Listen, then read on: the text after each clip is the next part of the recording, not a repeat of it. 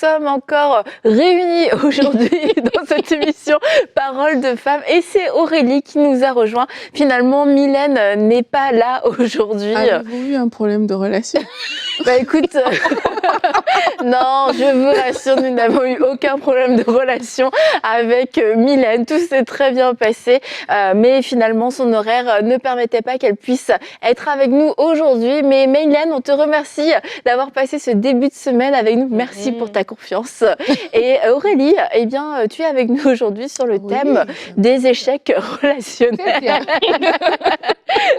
Échecs relationnels, alors qu'on est en train de parler des relations, eh bien les échecs font partie aussi du parcours des relations et ça en fait partie. Je pense que nous tous, nous avons dû un jour faire face à un échec relationnel, mais nous n'avons peut-être pas tous réagi, nous n'avons peut-être pas tous vécu cet échec de la même façon. Et puis pour commencer, on va peut-être pouvoir aussi définir un peu qu'est-ce qu'un échec relationnel, parce qu'on peut avoir tous des compréhensions différentes.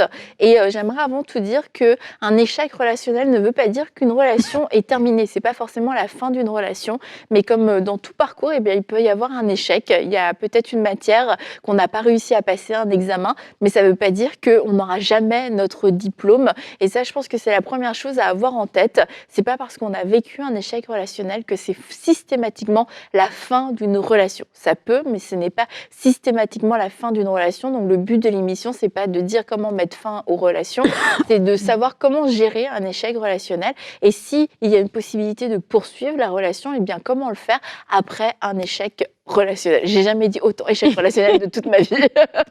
Donc, l'échec relationnel, les filles, ça peut être différentes choses selon aussi nos perspectives.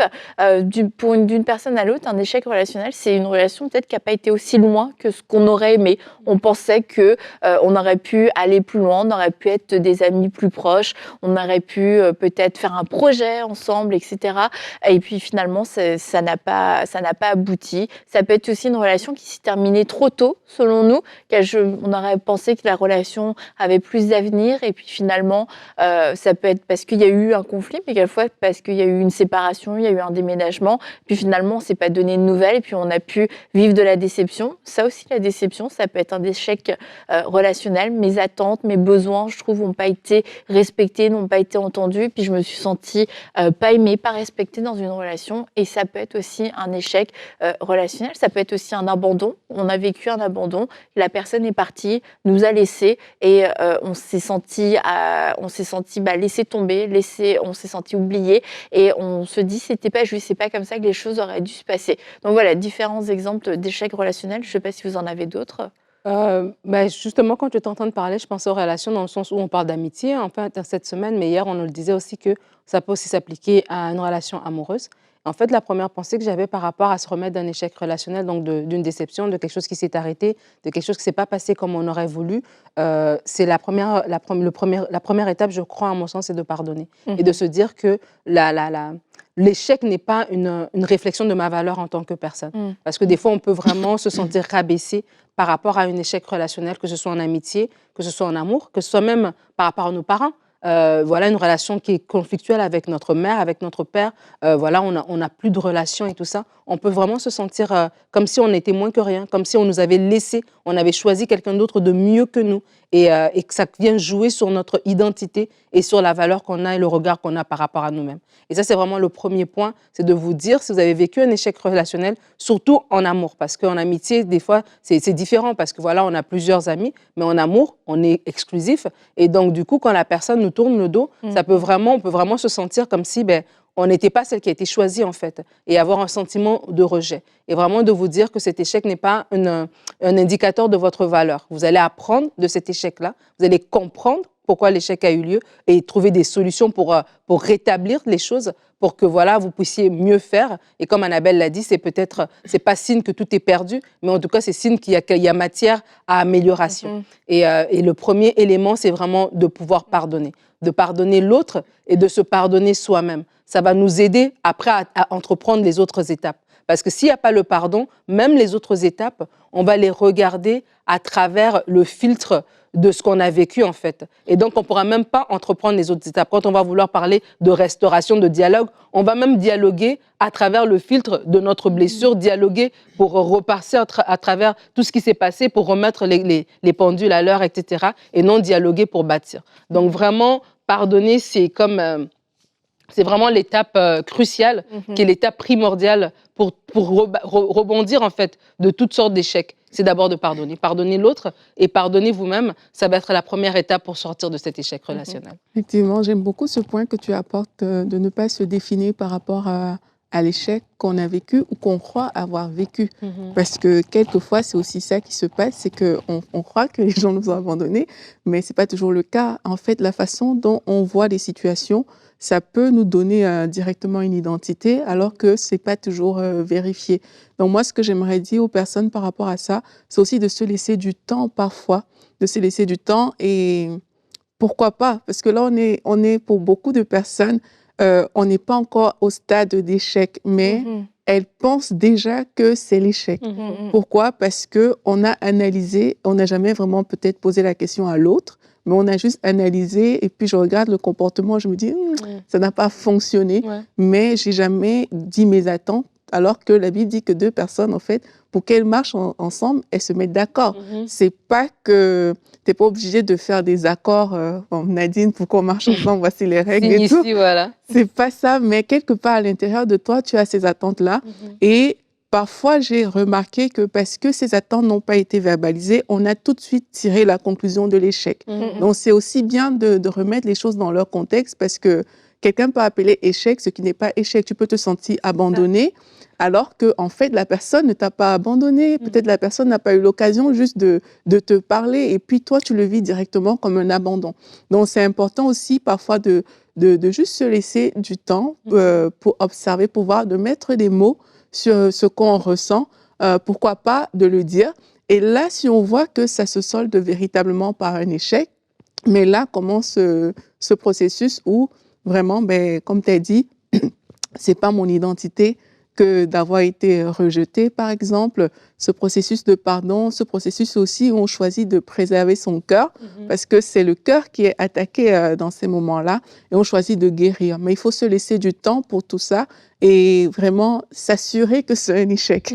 Ça, c'est le point sur lequel je veux quand même insister, c'est assure-toi d'abord que c'est un échec avant de commencer à chercher la guérison. Donc, c'est ça. Mais ça, c'est vraiment important parce que c'est comme on a déjà parlé de la trahison, quelquefois, on a ce sentiment d'avoir été trahi. Et on a le droit d'avoir ce sentiment d'avoir été trahi parce que c'est l'émotion qu'on peut ressentir.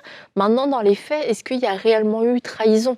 Et je peux dire, bah, écoute, Seigneur, moi, je me sens trahi, mais de remettre le fardeau de la responsabilité sur l'autre alors que bah, finalement, il n'y a pas eu trahison. C'est peut-être parce que mes attentes étaient à moi trop hautes, parce que je pensais que. Et puis bah, la personne n'a pas réussi à fournir au niveau de mes attentes. Et du coup, on va remettre une responsabilité sur l'autre personne. Et on peut en vouloir, etc. Puis quand on remet tout en perspective, en disant, bah oui, c'est le sentiment que je ressens, mais dans les faits, il n'y a pas eu la trahison. Il n'y a pas eu de trahison, il n'y a pas eu d'abandon, il n'y a pas eu tout ça. C'est parce qu'on s'est mal compris. C'est une forme d'échec relationnel, mais c'est plus le même échec peut-être qu'on pensait. Et du coup, on va peut-être vouloir guérir de la trahison, et puis on va se dire, ah oui, bah, la prochaine fois, il faudrait que je sois plus méfiant, il faudrait que ceci, cela. Mais en fait, c'est pas... Et tout le travail qu'on peut vouloir faire dans ces cas-là, c'est sur l'autre. Voilà, maintenant, c'est mon regard sur l'autre. Mais en fait, le travail qu'on a à faire, c'est sur nous. Pourquoi est-ce que je me sens encore trahie? Ça fait 5, 15, 20 amis que j'ai, et à chaque fois, je me sens trahie, je me sens abandonnée. Soit je tombe vraiment que sur des mauvaises personnes, soit il y a quelque chose en moi qui n'est pas guéri, quelque chose en moi qui est fragile, qui fait que bah, je reproduis constamment les mêmes erreurs et que constamment, bah, je me retrouve dans cette situation où je me sens trahie, je me sens abandonnée. Et dans ces cas-là, la guérison, le processus de guérison va être complètement différent parce que c'est moi qui ai besoin finalement de changer et c'est moi qui suis responsable de ce que moi j'estime être un échec relationnel. Et je ne suis pas victime, je suis responsable et j'entraîne les gens dans ces relations et j'ai besoin de changer. Et ça aussi, c'est un point extrêmement important, c'est de se dire quelle est ma part, quelle est ma part dans mes relations, et particulièrement quand on se retrouve constamment dans un même cycle. C'est des personnes différentes, c'est peut-être des contextes différents, des âges différents, des pays différents, des cultures différentes, et pourtant il y a quelque chose qui constamment se reproduit. Ben, c'est important de se placer avec humilité devant Dieu et de dire, Seigneur, est-ce qu'il y a quelque chose en moi qui crée ce problème dans les relations? Et c'est pas toujours facile parce qu'on a cette souffrance de voir des gens s'éloigner de nous, on a cette souffrance de perdre des gens dans notre vie, et puis en même temps se dire, bah, en plus ce serait de ma faute, c'est complètement horrible, mais à un moment donné on a besoin de faire ce point pour recevoir la guérison dont on a besoin et justement entamer de nouvelles relations avec un cœur guéri. Voilà. C'est comme, faut qu'on comprenne qu'on est l'acteur principal de notre vie. On n'est pas un figurant. Des fois, on est très passif dans nos relations et on subit en fait.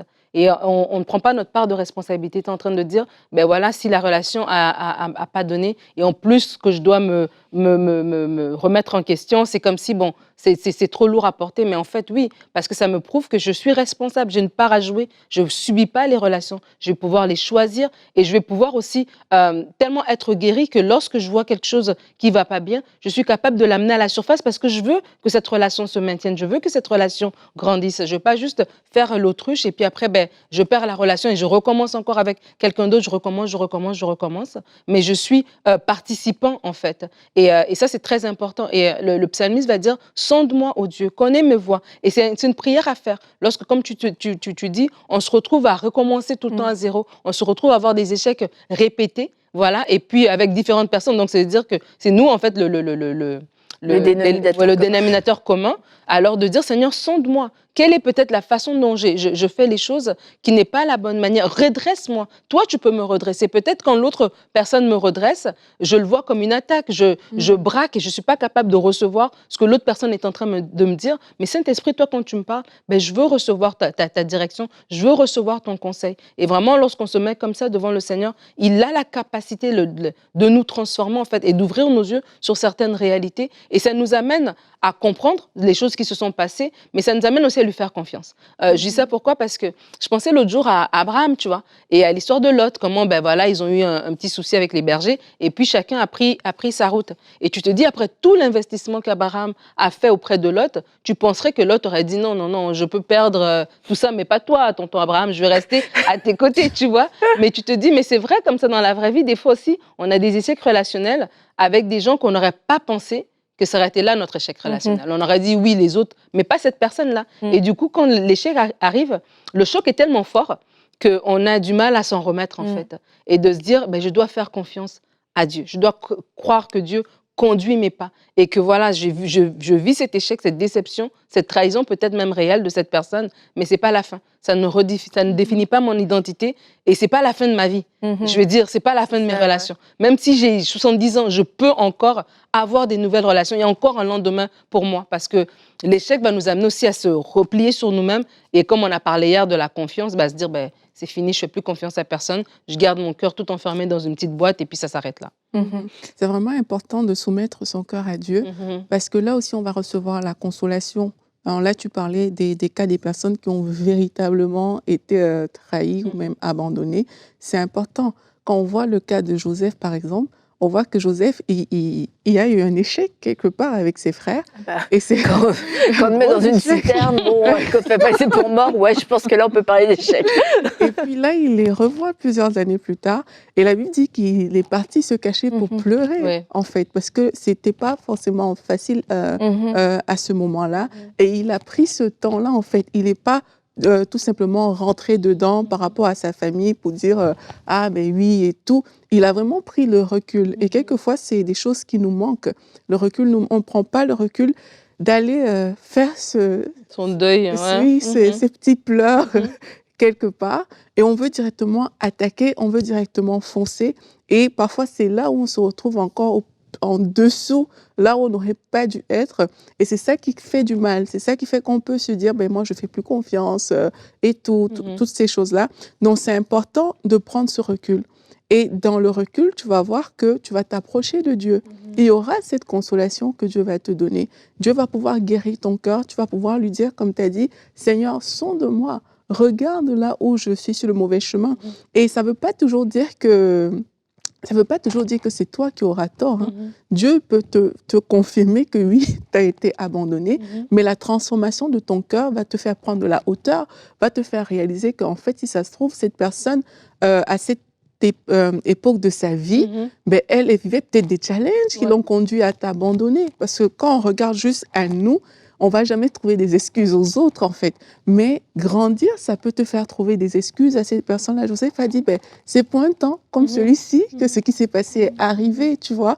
Et et dans ce processus de guérison, mais Dieu va te donner aussi des choses, des paroles comme ça, et tu vas voir que tu vas grandir. Ton cœur va grandir, la façon d'aimer les gens va grandir, ça va s'améliorer et ça va participer à cette guérison dont on est en train de parler.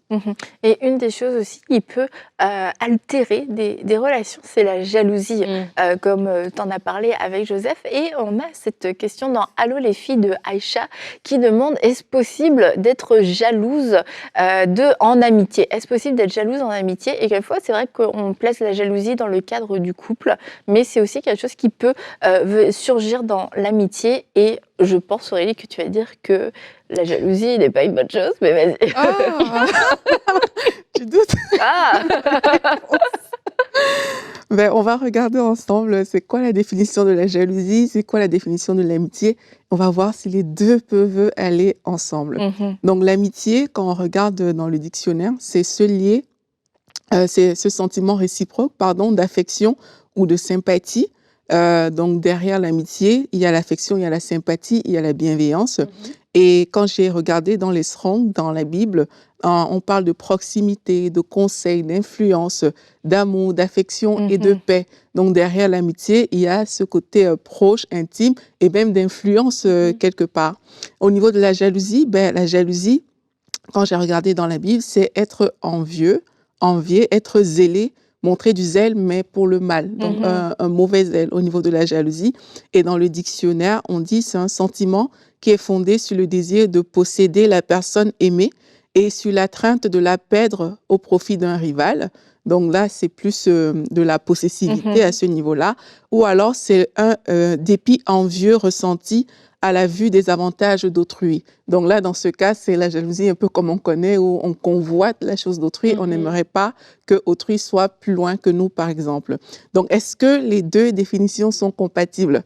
Est-ce que si on met l'affection, la sympathie, la bienveillance, est-ce que c'est compatible avec la possessivité, tu vois, qui peut être maladive, hein, dans certains cas d'ailleurs, ou alors la convoitise?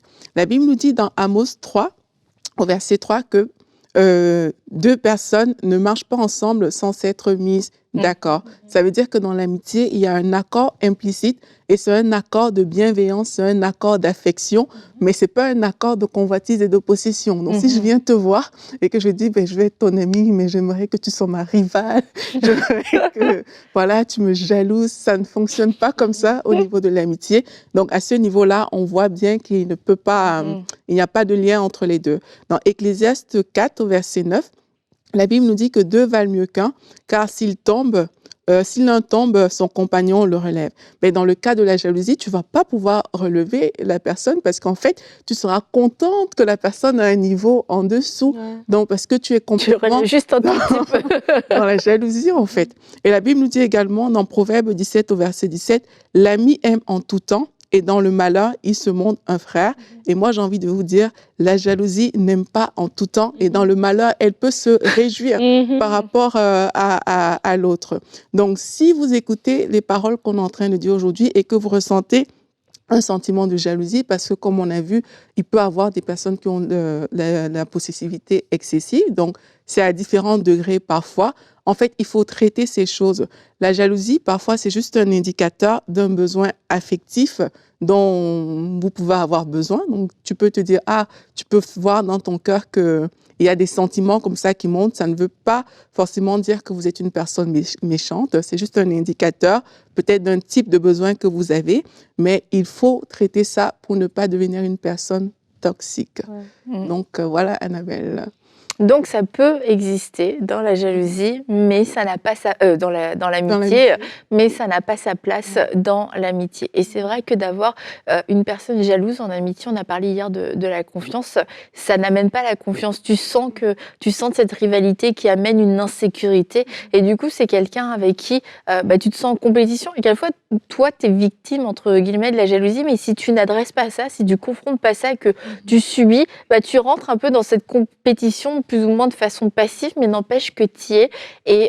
Et c'est ce qui fait que quelquefois, on va peut-être éviter de dire certaines choses à la personne, ou pas inconsciemment, mais involontairement, au bout d'un moment, parce que c'est lassant, on va même se réjouir quand on a dépassé l'autre personne pour dire « Ah tu vois, cette fois-ci, au moins, c'est pas elle, etc. » Parce que ça devient toxique. Et c'est important, du coup, de se dire si je suis dans une relation où il y a des éléments toxiques, que je ne sois pas contaminée. Alors, comment ne pas être contaminée? Est-ce que c'est forcément en coupant les ponts avec cette personne-là? Pas tout le temps, parce qu'il se peut qu'il n'y ait qu'un élément qui soit toxique, et dans ces cas-là, on traite l'élément. Et peut-être que cette personne, on lui a jamais dit, mais en fait, tu es jalouse. Et puis, c'est pénible que tu sois jalouse. T'es pas ma seule amie, et je t'aime vraiment, mais j'ai envie d'aller manger aussi avec mes autres amis, et j'ai pas de compte à te rendre, et j'ai pas envie de te rendre des comptes. Et pourquoi est-ce que je suis allée manger avec cette amie, pas toi? Non, mais de le dire et de dire, écoute, on peut continuer, mais on a besoin de sortir de ça, on a besoin de sortir de cette relation.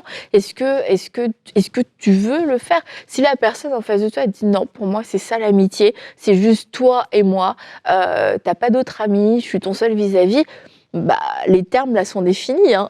Les termes sont définis, et c'est à nous de se dire ok, est-ce que je veux rester dans une relation dans des termes qui ne me correspondent pas, dans des termes qui sont même dangereux pour moi. Là du coup c'est à nous de nous positionner et de pouvoir dire oui ou non j'accepte. Mais quelquefois on est passif et on va dire ah ouais, mais si je dis non, elle va se retrouver toute seule, et dans ces cas-là on devient responsable de cette relation, et c'est nous qui avons laissé que la jalousie, mais ça peut être autre chose, que la jalousie fasse partie de cette relation, et puis qu'elle puisse me contaminer, qu'elle puisse m'affecter, mais c'est moi qui ai dit oui en fait dans ce cas-là. Ouais, j'aime trop la réponse d'Aurélie. En fait, c'est tellement complet, vraiment, Aurélie, merci pour ta réponse. Parce qu'en fait, je crois qu'il y a des gens à la maison qui vont se sentir vraiment rejoints. Parce que lorsqu'on est possessif, je crois que quelque part aussi, on manque de foi envers Dieu.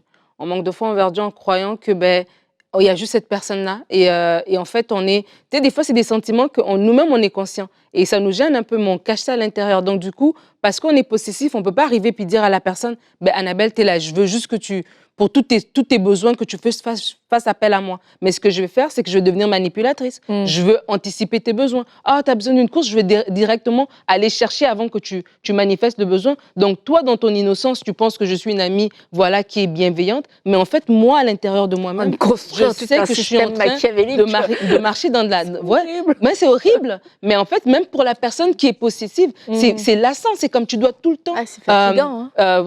Comment ça s'appelle? Anticiper les besoins de l'autre. Tu as peur que la personne t'échappe, entre guillemets, entre les doigts, alors qu'il n'y a même pas besoin, tu vois. L'autre personne, elle n'a même pas ce regard envers toi, et elle t'aime juste comme ça. Tu n'as pas besoin de faire d'efforts. Et c'est pour ça qu'il y a certaines choses, le Saint-Esprit doit vraiment faire un travail à l'intérieur de nous, et pour qu'on ne vive pas un échec, parce qu'à un moment donné, quand la personne, elle va s'en rendre compte, et qu'elle va nous quitter, ça va tellement nous faire du mal, parce qu'on va se rappeler tout ce qu'on a investi, tout ce que nous, on a fait en calcul, mais que l'autre personne pensait qu'on l'avait fait juste de bon cœur. Et donc, du coup, c'est de dire, des fois, c'est un sentiment qui est tellement ancré à l'intérieur de nous que pour qu'il me remonte à la surface, pour que l'autre personne le décèle, peut-être ça va prendre du temps. Mais nous, d'amener ça devant Dieu, de dire, Seigneur, je te fais confiance, j'ai pas besoin de contrôler la personne pour qu'elle soit avec moi. Je crois qu'elle est avec moi par amour, parce qu'elle aime la personne que je suis, etc. Et lorsque ça devient de la jalousie pour envier, là encore, c'est tellement dangereux de laisser de la jalousie, de se dire, je sais pas moi, mon ami a été invité, voilà, moi aussi il faut que je le sois. Mon ami a une maison, moi aussi il faut que j'ai, etc., etc. Il faut vraiment amener ça devant Dieu, parce que ça peut aller loin, parce que c'est le terrain de l'ennemi. Et si tu veux pas ouvrir la porte au diable et penser qu'il va rester dans ton salon, il viendra dans ta cuisine, dans ta chambre, il va aller dans toutes les pièces de ta maison. Et lorsqu'on voit que Saül a laissé la jalousie rentrer dans son cœur envers David, ça a commencé pour un rien. La fois d'après, il était prêt à lui lancer une lance alors que le pauvre est en train de jouer de la harpe, tu vois. Et au point même de dire, sortez-le de la maison, je dois le tuer. Tu sais, tu te dis, mais c'est fou, jusqu'où ça va. Et lorsqu'on a ouvert la porte dans la jalousie, dans l'amitié, c'est pour ça que tu entends des personnes où tu as tellement jalousé ton ami au point d'aller voir son mari, au point de vraiment faire des choses graves, tu vois. Pourquoi? Parce que tu as laissé ou tu as ouvert cette porte à l'ennemi. Donc, ce n'est pas quelque chose à minimiser. Vraiment, c'est quelque chose à se tenir ferme spirituellement. Hein. Et quand vous pouvez avoir un sentiment dans votre cœur, peut-être les autres ne se sont pas encore rendus compte, mais vous avez déjà eu ça. Vous avez vu votre amie avoir quelque chose. Vous la voyez peut-être, elle est amoureuse. Et là, il y a un pincement dans votre cœur comme ça qui vient. Et vous pouvez choisir de le faire taire. Vous pouvez dire non. Ce sentiment n'a pas de place dans mon cœur. Je veux exposer cela. Vous allez voir que Dieu va venir arracher cette mauvaise herbe déjà à la source pour pas qu'elle devienne quelque chose de beaucoup plus grave. Ouais, je me rappelle, il y a plusieurs années, il y avait une personne qui avait fait ce témoignage-là, que la personne jouait au piano et puis il y a un deuxième qui est venu et cette personne l'a un peu dépassée. Et là, elle a vu qu'elle avait un sentiment de jalousie à l'intérieur d'elle. Pourtant, ça ne se manifestait pas forcément. Donc, ça veut dire que ça peut arriver. C'est juste au moment où il y a eu le dépassement que ça s'est manifesté. Et quelquefois, tu peux le vivre, en fait. C'est que tu n'es pas forcément jaloux, mais il y a un aspect de la vie que tout à coup, ça surgit comme ça et tu ressens dans ton cœur un certain sentiment. Et moi, j'ai beaucoup aimé l'attitude de la personne qui a manifesté la jalousie. C'est que pour tuer cette jalousie-là, je pense que le Seigneur l'avait conduit, il est parti voir l'autre et lui a avoué. Et c'est comme ça que ça a arraché, en fait, parce qu'ils se sont mis d'accord. En fait, la personne a mis à la lumière.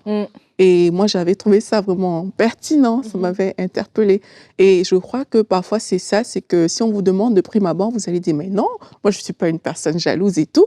Mais ça ne veut pas dire que par rapport à vos amitiés, le sentiment ne peut jamais, ou il est inexistant. C'est juste de comprendre que quand ce sentiment arrive, comme tu as dit, il faut l'éliminer. Il n'a pas de place dans notre cœur, dans notre vie, en soumettant son cœur à l'Esprit de Dieu. Et l'Esprit de Dieu va vous montrer comment faire les choses. Vous n'êtes pas obligé d'avoir tous vos amis que vous êtes jaloux d'eux non plus. L'Esprit de Dieu. Je recevais après l'émission des SMS. Quand tu as eu la maison en 2007, j'étais jalouse. C'est pour ça que je ne suis jamais venue visiter. En tout cas, le Saint-Esprit conduira vers le... Si vous avez besoin d'inspiration, Nadine peut vous envoyer des messages types. En fait, c'était juste pour soumettre son cœur à Dieu. Et que ça ne veut pas forcément dire que tu es méchant ou tout, mais soyons engagés pour traiter ces choses. Et c'est aussi comme ça qu'on aura de bonnes relations. Qu'on aura de bonnes relations et comme on l'a dit, qu'on ne reproduira pas les mêmes erreurs dans nos relations. Et ça se peut aussi qu'on ait été, non seulement, oui, parce qu'on a une faiblesse de caractère, mais qu'on a vraiment commis une erreur. Et je pense notamment à Pierre avec Jésus, quand il l'a renié, c'est le genre de choses, tu te dis, je ne peux pas me pardonner. En fait, je ne mérite même plus d'être dans cette relation.